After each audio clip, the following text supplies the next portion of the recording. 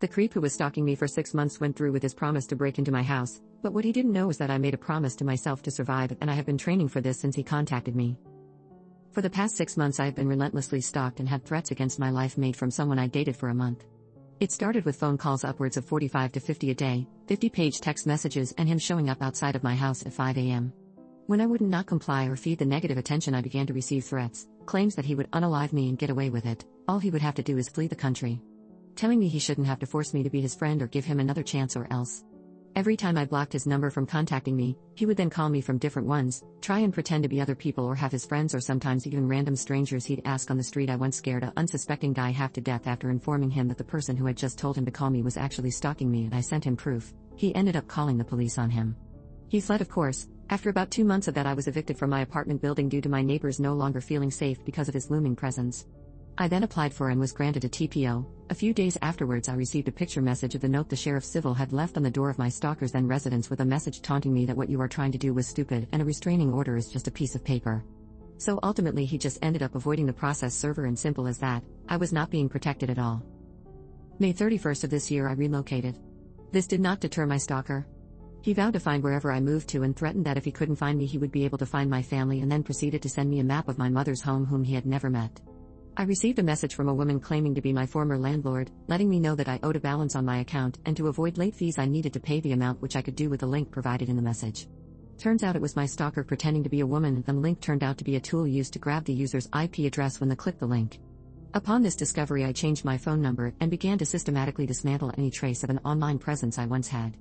This action only seemed to anger him, and before deleting the profiles outright I would attempt to block him from contacting me.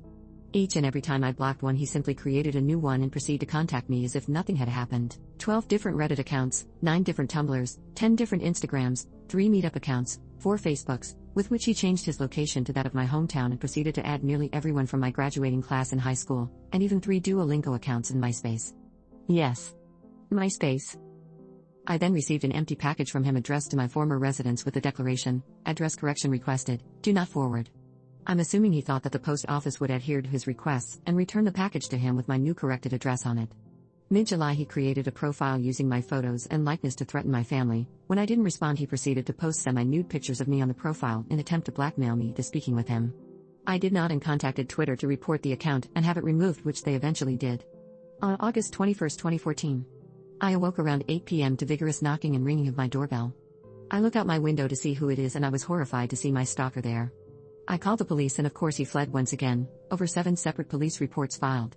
This incident was followed by threatening emails from my stalker demanding that I meet him somewhere, or because he had found me that next time I would wake up to gunshots, and that if I didn't he would first taser you and SA you in the butt using your boyfriend's blood as lube.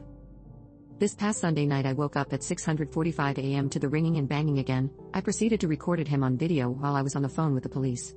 He fled on foot once again and I was hit with the same hoopla from law enforcement. Well, we can't really do much because technically at this point he's not doing anything wrong. Then why does he flee, I wonder? I obtained a TPO again, but I have no solid address for this dangerous person. Which is why I am in dire need of a private investigator to assist with finding said residence so this person can be served. I hope you might be able to refer me to someone who might be able to assist me. I've developed insomnia, depression, anxiety, and paranoia. I'm completely isolated. I am 22 years old and I have no social life anymore. I have 0 friends. I've become a shell of my former self.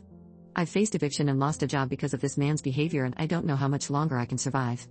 There's actually so much more filler shit that he has done to terrorize me, but for the sake of this already lengthy post I try to condense it. I have proof in the form of recordings, event diaries, and copies of all of his threats, interactions, and attempts to communicate, and would be more than willing to email them to show I'm not lying. I am an LV if that helps at all. Update. I'm writing this staring at the mess the police left for me, in a bit of a fog. After 6 months of stalking and threats against my life, my stalker finally snapped and decided to kick my door in and make good on his promise. Out of fear, the past month I had begun sleeping with a chair propped against my front door, to give myself a few extra precious seconds in case of emergency. I shudder to think how differently things might have turned out had I not barricaded the door. I awoke around 1:15 a.m. to the sound of the door giving way after one kick, followed by the sounds of my stalker struggling to dislodge the chair while forcing his way inside. I jumped up and grabbed the gun I've learned to do everything, even shower with. I stood at the top of my stairs and fired twice. Hitting him in the chest, I hear his scream, his disbelief that I'd stood up for myself. 0 to 100 in milliseconds. I've never been so afraid in my life. I do not know if he is living, but I do know the police have him, and that's what helps the most. For months of him evading the police, I began to question whether he was unstoppable. Untraceable. Houdini, he would die me and get away with it. As of now, I'm in a haze of guilt, surprise, relief, and disbelief. I shook as the canines dragged him out from his hiding place under a bush. I survived, where so many people do not. Holy, I survived. The outpouring of support is wild. I can't thank you guys enough. Everyone can be a critic, and the fact still remains, you don't know what you will do in a situation until it's presented in front of you. Those who believe there was other things to be done have never had someone tell you that you no longer deserve to draw breath and mean it. And for the should have fired a warning shot folks, there are no warning shots. A gun is a deadly force, you only pull that trigger if you are in fear for your life, and all other methods of deterring are gone. When he kicked my door in, there was no longer a deterrent preventing harm. Warning shots are dangerous and could hurt the unintended. This is not a Wild West movie. That's what responsible gun ownership is. I'll write back to everyone, after being isolated for so long, anyone who wants to be friends, I'm always accepting those.